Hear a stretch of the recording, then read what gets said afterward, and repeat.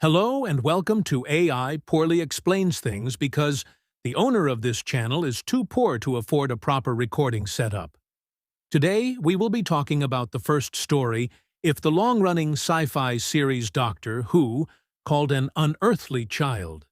It's made up of 4 episodes which aren't called parts 1, 2, 3, and 4 because British people in the 1960s had an overwhelming fear of numbers. The story starts with 2 teachers named Ian and Barbara being confused that one of their students, named Susan, seems to have more than a single functioning brain cell. After she refuses to get into the van of the 2 adults she's known for less than a month, they decide to stalk her home, where she apparently lives with her grandfather Jigsaw, judging by the fact they live in a junkyard.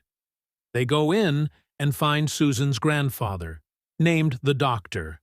That's not his real name, but I'm assuming by this point the dementia has started to set in, making him a prime body double for Joe Biden if he ever ends up in the year 2020.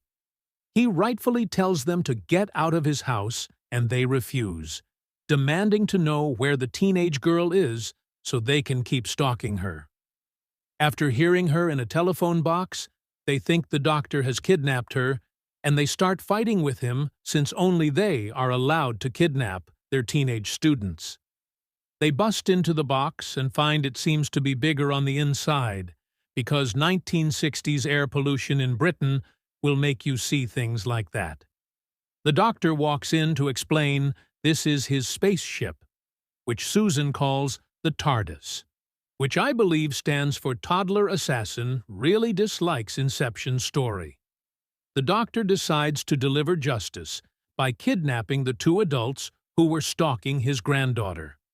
But it seems that the Doctor's dementia has taken over again as he ends up crashing them in the Stone Age, where they all get kidnapped by some cavemen because 2 of them are fighting over who gets to sleep with this one cave girl. They help teach the cave people how to make fire, and the cave girl decides which of the cavemen she's gonna get with. Which was not a hard decision, considering the other one murdered an old lady like 20 minutes ago.